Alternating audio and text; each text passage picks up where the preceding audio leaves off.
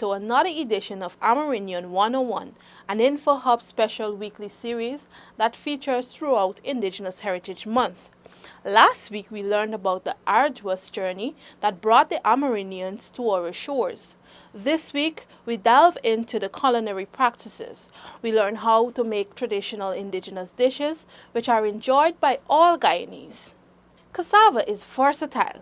It can be boiled, baked, steamed, grilled, fried, mashed or added to stews, and even used in salads. The cash crop is used by Afro-Guyanese in their traditional dish, metemji, while Indo-Guyanese also use it to make egg balls.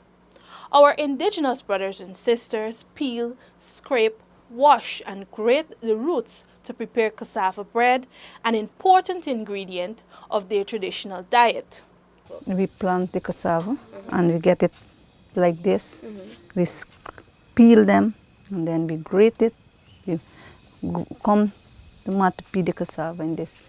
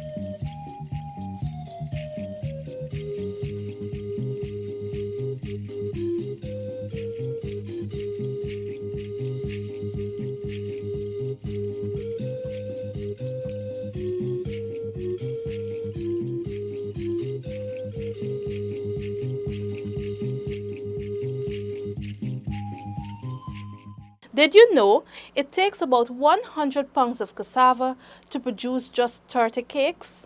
Cassava bread, it is believed, keeps away non-communicable diseases like diabetes, heart disease, high blood pressure, and obesity. The bread is used as a basic staple. It can be delightfully flavored and enhanced when used with other flavorful dishes. Fresh fish or meat served with cassava bread is a substantial indigenous meal. One of these typical meals is fresh tumo pot or pepper pot. Tumo refers to meat or fish cooked in the cassava water collected from the matapi. The matapi is described as a flexible basket in the form of a cylinder used to squeeze the poisonous juice from the cassava pulp. We make it settle because it gets starch, We allow it about half an hour to settle. And then we take it and we put it in our cannery to boil. And when it boils now, we take out the cream. You see, get like a froth on it is the cream. We take out that to make our Pepperpot. The remaining cassava water is further processed under heat to produce casrip. Casrip is the main ingredient in one of Guyanese's main dishes, Pepperpot, which many look forward to mostly at the end of the year. This dish is most popular compared to tumo pot. I have to keep checking to make sure it's not overboiled because it would get hard and I would lose on the casrip. So I have to keep stirring and checking to see when it is ready to come off the fire. This takes 3 hours to get it a little bit more thicker than this for a complete bottle of casrip. This one here you can use like to season meat. This one here is used to season meat, or you want to make a little stew and you need it to flavor it, you can use this right now. You see it is boiling now. So then you can use, you can start making your pepper pot You could eat it on bread, cassava bread, biscuit. This same cashew pear or the black one, the pepperpot said you can eat it anyhow. You could throw it on your rice and eat it like a marmite. It is good to eat anyhow. This is good for jaundice also. Very good. You have the doctor say you have jaundice. Don't worry with them. The herbal and the doctor. You get your black cashew, put some lime juice and you drink it. It's very, very good. Or eat it just like that. It is very good. Very, very good. Farine is another Amerindian staple produced from cassava bright products. This indigenous cereal is specifically made from the pulp that remains after the juice is squeezed from the grated cassava.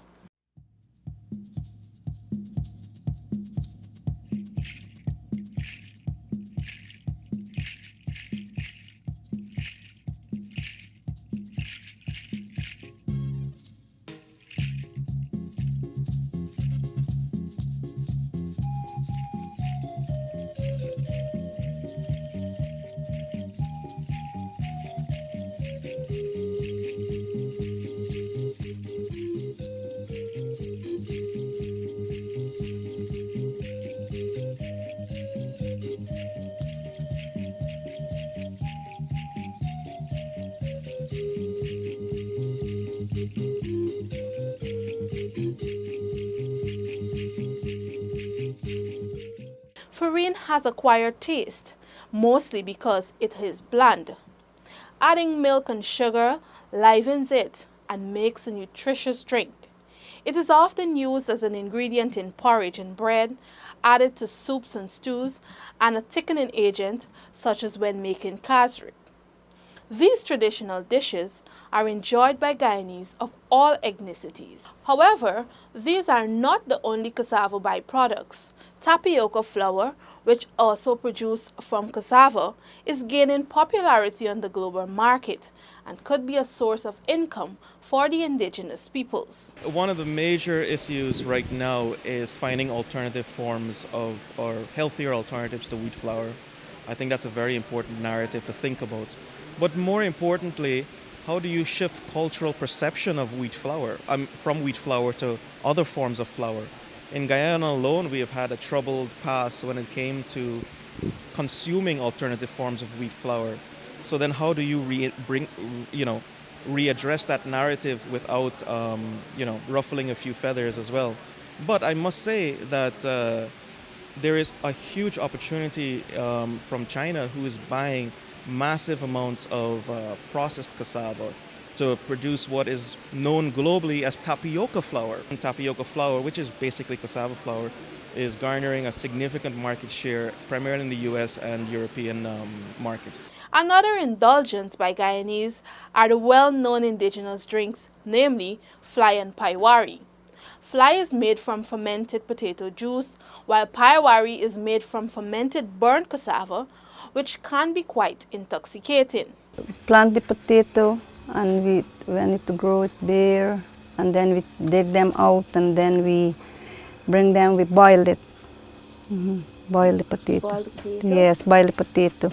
So how long are we boiling the potato? About half an hour. We boil the potato? Yes. And what do we do after we boil it for half an hour? When we boil it, then mix it up with water. Mix it up, and then you leave it for overnight. And then you strain it. So no sweetener or anything? When you strain it in the morning, you sweeten it. With sugar? Yes. How much potato would it take for that bucket? 3 pounds. 3 pounds? Yes, 3 pound potato. Indigenous dishes usually take center stage during the month of September. They are prepared and presented at various indigenous villages during the heritage celebration, which is observed across the country. Amerindians are known even today for their craftsmanship. A talented group of people, they can fashion canoes, baskets, pottery, hammocks, weapons, jewelry, utensils, clothing, and building out of the materials in their environment. These includes beads, stones, shell, wood, bamboo, calabash, leaves, and tibisiri straw.